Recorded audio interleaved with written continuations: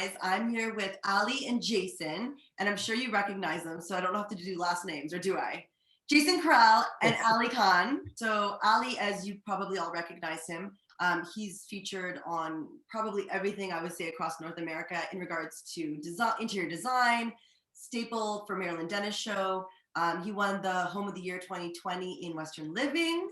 Oh, isn't it nice to hear all the wonderful things about you? I know. I'm like, keep it coming, girl. His partner, Jason Krell, his husband, he has his communication company. It's a PR firm. And they're the go-to style guys. They have an amazing blog and website, which I will attach, of course, at the bottom. So today we wanted to keep it light and fun about fashion since trends have definitely changed, hence 2020 and going into 2021. What do you guys feel are going to be the trends of 2021? I mean, I think a lot more people, I think, are going to be all about comfort. Because I think that working from home, I think is totally different than working at the office. And it just doesn't feel right to put on like, you know, like a power suit at home. Like it just doesn't work. So I feel like it's going to be about comfort and, like kind of like luxe materials, right? So, you know, like those natural materials like wool, things that really feel good on your body that you can wear all day and be comfortable in, but still work in. Yeah, and I also think that once we get to that point where we've been able to get that Dolly vaccine and we're able to go out and do all the things that we want to do, I think that people are going to start pulling out the best out of their closet. I think that people have been looking at their pieces for too long saying, oh, I really want to wear this, but I have nowhere to go. I think when we have places to go, people are going to be just going all out. Like, I think they're just going to be mixing and matching and wearing things that are maybe a little bit audacious and showing a lot of personality and just really going for it. Yeah, I was thinking the same thing. It's kind of like you're not buying as much now because you're home. So the pieces you're going to start purchasing are going to be the things that you're going to pay a little more for, that are going to be like luxe and feel good and treat yourself to something delicious. Absolutely. And Yeah. I think that like fast fashion is something that, you know, was really huge and people were kind of like shopping all the time, going out and buying new pieces just to wear once and then never wearing again. And I don't think that that's what it's about. And I feel like that's so healthy for the environment as well. So I feel like it's good all around. Yeah, I agree. It's going to be more longevity of the pieces. Yes. Which I love because you're right. Fast fashion, it was like you couldn't wear the same thing in the same week at work and you were always out. Like, how do you, so I like, it's calmer. It is. Absolutely. I agree. It's so much calmer. It's easier to get dressed too when you have a closet that's overflowing with stuff. It's really hard to decide what to wear. Whereas I think that if you go in your closet and you've got a much more streamlined collection and you love everything there, it's like, yep, I'm ready. Let's go. Totally. And, you know, helpful hint, people aren't really noticing you as much as you think they are. You know what I mean? Like, sure, if you have like maybe this, say, for example, oh, here comes Jason in his leopard print button-up shirt again. Well, maybe, but you know, for the most part, people aren't always noticing as much as you think. Yeah, I love the idea of the staple pieces and the Marie Kondo effect, where does it spark a little joy? Yes. Because it's true, you should love everything that you see, especially now when the energy and frequency is a little lower. You want to have that thing that makes you happy, not that you look at it, you're like, maybe I'll look at it next year and see if I'm going to keep it or not. So totally. And I've actually been doing that with my closet now. Like you know, every day I take out a piece and I'm like, I haven't worn this in so long. I'm like, why is it even in my closet? So I'm like packing it up, you know, donating it to charity, giving it to, you know, my cousins that were probably like loving it. So it's like one of those things where it's like, yeah, like go through your closet now too and just kind of start to purge out those things that, you know, have just been there for so long and they're just collecting dust. So there's no point. Do you guys feel now that the world of Zoom has entered the style game, how do you gauge people's style thus far in Zoom? Because like, I agree, you can't show up and you're used to wearing a suit all the time. You don't show up to a Zoom meeting with a tie. I think we're pretty forgiving. I mean, at least I am. I've been doing so many Zoom calls, and when I see people sitting at home, I feel like I'm judging their room more than I'm judging and their lighting more than I am what they're wearing. It's like, of course you're working from home. We all are. If you're wearing a hoodie, it doesn't matter. But I mean, let's just think a little bit more about lighting and maybe the angle of your computer. And, you know, that's to me It is very important right It's now. key, absolutely. And like Jason said, I think I'm judging their interiors more so than That's true. It's like, how do you, now everyone's like a film student. They're like, how do I frame? those are the things that I feel like there needs to be like you know, a tutorial on, you know, how to get that perfect zoom angle and like what your background should be so that it's not super distracting, or you know, all of these things I think are really important to think about. We should do a segment on this, actually. We should. Yeah. Yes, you should. Please apologize for like harsh light through that. Like I can't do anything about that. No, I'm just like No, you're loving good. I'm loving your artwork and your greenery, girl. It's cute. I love me some green. I really do. It's Yeah. creepy. Aly, your first memory of fashion? I'm gonna say my parents. You know, my mom and dad have always been, you know, dressed to the nines. Whether we could afford it or not, they still really presented themselves really well, and that's something that's a memory of mine for a long time. I just always remember looking up at my mom and my dad and saying, "Oh my God, they're dressed so well. They always look so good and put together." So that's something that, yeah, is the first memory for me. Jason? I was thinking about this, and the one thing that came to mind was I remember when the Olympics were in Calgary in 1988. I'm going to date myself a little bit, but I would have been about 12 years old when they were coming, and Sun Ice was putting out these Olympic jackets. You're probably too young to remember this. No, but I was full on. I'm an '84 baby, so I was like a tender age of something. 4. Right. So, but this was the thing is families were able to customize their own winter jackets so they could wear them. And this to me was the coolest thing ever. And I remember as a family, we sat down and we really thought about like, okay, we can choose like the top and the bottom and the piping. So we had gray on gray and like this turquoise blue piping accessory. And I remember thinking that was really cool. And it was very sought after. Like it was almost like, you know, it was the first thing that I remember really wanting and really being proud of wearing. I love that. Okay, a thought just came into my head. I'm gonna jump it a little because I'm a Gemini. But what era of fashion do you feel is next? I think we're gonna see a little bit of sparkle coming back. Yeah. I'm thinking it's gonna be like, you know, maybe like roaring 20s, absolutely. kind of, you know, getting extra dressed up, maybe incorporating a little sparkle in Tassels. your interior, embellishments on things. I think the grungy, oh, we're gonna wear like sloppy clothes. I think we're all tired of that. Totally. Okay. Next fun question. When you were 10 years old, what did you want to do when you were older? You know what? I have always been a creative for as long as I can remember. I've been doing arts and crafts. I was always in art. I was dancing. I was doing all that. So I think at 10 years old, I probably wanted to be an artist, like, or a fashion designer. Like that's always been on the kind of like forefront for me. I had like books that were like, I used to draw, you know, little ladies with like fashion clothing on them and make my own outfits and do all of that. So I'm going to say artist or fashion designer. Nice. Jason?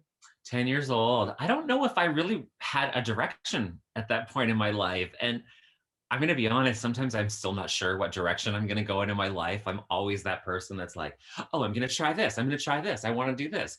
Oh, now I want to be a style guy. Now I want to have my own communications firm. Like I just never, I'm always looking ahead to trying something new. So I don't think I had a clear. I wanted to be a librarian, pet store, or grocery store clerk. And I figured out why. I figured out my obsession because remember when they started to bring you check out yourself? Yes. I just wanted to check something out myself. I just wanted to scan something. As soon as I scanned my first item by myself, I was like, yeah, that was why. I always loved those big cash registers that were like that, you know, like that sound of the I loved it. I loved it. Remember when you go to the grocery store, they'd be like, is that cash or check? Remember the check option? I know. Isn't that crazy? I can't even stay when someone's trying to figure out their PIN or like they don't have the tap. I'm like, oh my God. Could you imagine busting out a check? Oh my God. I think, you know what, it wasn't that long ago. I was in the US and I saw somebody writing a check for their groceries and I was like, you can legally do that? What world are we living in? Yeah. Well, they didn't even have tap for a long time. Like I think they just started getting the tap. Yeah, they're getting there. Yeah. Oh my gosh. Crazy. You know to check. Like how many of those are gonna bounce? Come on. Like right. Yeah, totally. And then what happens? Like then they come after you at your house. I don't know. It's so strange. Anyway, yeah. Oh yeah, I love it. Okay. Do you find like interior design mimics what the fashion industry is doing or vice versa? Oh, 100%, 100%. And like what you asked about, like what era is going to be next, it's like you're seeing a lot of interiors now being influenced by traditional interiors. So you're seeing Art Deco, you're kind of seeing that like really kind of like French country look kind of come back. So I feel like it's all a nod to the traditional. And I feel like that's totally what's going to happen with fashion too. And they're always related when it comes to fabrics and patterns and colors for sure. Who do you think kind of leads that? Is it interior design or fashion? I think it's fashion that kind of leads Interesting. it. Mm-hmm, mm-hmm. Wow. Yeah. Okay. Whatever you kind of see on the runways, you always end up seeing in fabric stores when it comes to fabric. So yeah. So what would you say? Okay, I don't like that question. Okay, well, this is, I mean, I probably already know your answer, but maybe the viewers don't. What have you been wearing way too much of in 2020? Oh God. I would say gym clothes for me. And it's not that we're wearing them too much because we're working out. The problem is that I put them on for way too long before or after Right, they just I've worked out. So they just stay on. For me, it is 2 pairs of pants that I bought in London. Like literally, I live in these pants. They were I can't remember the Cause. Yeah. So we went into a Cause store when we were in London, probably like a year ago, and I bought these pants. One is like a beautiful kind of like hunter green, and the other one is black, and they have like a little zip on the side. They're very casual, they're stretchy, but they also have side pockets so you can dress them up and dress them down. Yes. Girl, I know what you're talking about. I just got a pair, and I'm like, I could, like you said, I could wear these all the time. Totally. I wear them with dress shoes. I wear them with sneakers. I wear them with a sweater. I wear them with a collared shirt and a blazer. 100%. I have been wearing these non-stop. So that's, yeah, these Cause pants are. If you could give one celebrity a fashion makeover, who would that be? Who's got his style all wrong? And I know I will tag that person. For me, it's going to be Justin Bieber. Okay. Oh, good one. Yeah, like I just feel like his aesthetic is like so all over the place. Like I just feel like if he actually like just tried a little instead of just wearing these like baggy, weirdy clothes all the time, like I feel like he would look so good. He's so handsome, and I feel like he's just missing out on a good opportunity there to kind of look like, you know, even better and not like he's homeless. You know, and I agree with you because now that he's married, it's like he could step up his fashion game a little. Yes. And he's getting older, more mature. It's like, I feel like that kind of fashion sense has to mature with him. And I don't think it has. Yeah. Maybe he doesn't have a stylist. Well, so there's that. Call me. Mine would have to be, this is a totally different type of celebrity, but mine would be Jennifer Aniston. Oh. I like Jennifer Aniston, but she is always just so safe. Yes. Everything's the same. She's had the same haircut. First thing I would do is cut her hair. I think that that's good one. Boring. I'm so tired of it. She's had this Rachel haircut for 30 years. And she always dresses really nicely, but that's the thing is everything's just nice. Yeah. You know, I think that she has a banging bod. She's got a beautiful face. She's got everything there. All the elements are there. She just needs to have a little bit more visual interest. Mm-hmm. I agree. She's kind of like been very flatline in style. Like you said, safe. And yes. If she just went short with a little bit highlights. Totally. And throw on a pattern. Highlight, a low light. A pattern for Jennifer? Oh my God. Pattern? What? I agree with you. Those are 2 really good ones. I wasn't sure where we were going to go with that, but that was great. What advice would you give your 18-year-old self? Oh, do you want to take this one first? Sure, I have an answer. Mine would be stop worrying about how long things are going to take in your life. So, for example, I think about some of the things that have taken me the longest to achieve, like getting a degree or, you know, having a business for 10 years and, you know, finally feeling some success with it. Like, just do it one day at a time because life is a long time. I had somebody tell me that. They're like, life is actually a really long time. And the next month, the next year, the next 5 years, they're going to go by whether you're doing something or not. So you might as well come out the other end of it and have something to be really proud of. I like that. Yeah, when I was 18, I was kind of going through finding myself and, really kind of coming to terms with being gay and telling my friends. But I feel like I was still in a box and still trying to be someone I wasn't. So I'm going to tell myself when I was 18 to just be yourself and let loose and have fun. I mean, I did have a lot of fun when I was 18, but yeah, just to be myself and let my personality shine through and just kind of not worry about anybody else and what they think. And what's the best advice either of you've ever gotten, Jason? Ooh, the best advice I've ever got. Yeah, I mean, I think that like life is a long time. I think about that quite a bit. When people are like, oh, well, just say no to that. Or just like let's say, for example, you're in a fight with somebody and you're like, oh, I'm just going to tell them off. I think people remember things for a really, really long time. And, you got to just be careful. You've got to be careful with your decisions because I think that they can follow you because life is a long time. And the best advice for me is that money doesn't matter. Just be happy doing what you do and the money will come. I feel like for so many of us, we're always reaching for that next level of like how much more we can make, how much more we can make, how much more money can we have? And it's just like, it doesn't matter. Just do what you love and enjoy yourself. And then the money will just come. Yeah. What a happier world that would be. Yes, right? Yes. Okay, so we'll wrap it up with what are you most looking forward to in 2021? Oh, well, I think that Jason and I are both kind of probably on the same level here, but it's all about revenge traveling. Like when we can travel again, like literally it is like we are gagging to just go somewhere. Like just get on a plane and just, it's so many times I think that Jason and I have taken advantage of. It's hard to like, when we were allowed to go anywhere where we could just go to Palm Springs for the weekend, when we could just be at a beach and we took it for granted, I think. And I think that now it's like it's going to be all about travel and just kind of having so much fun and really living in the moment when we are traveling because we just know how much we missed it. Yeah, it's going to be like, hey, where are Jason and Aly this weekend? Oh, they went to Australia. Yeah, she gone. Yeah, we have Zoom. It's like it doesn't matter where you are, really. We've been doing this for a year. We're conditioned for it. Yes. I'll call you when I'm in Cabo. Sure. Yeah, 100%. Totally. Change the work game where you're located. Okay, I will add one more just for fun because you guys are so fun.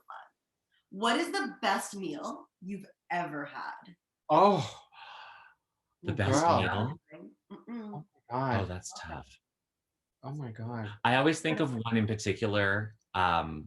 It was about 2 years ago and we were in Montreal.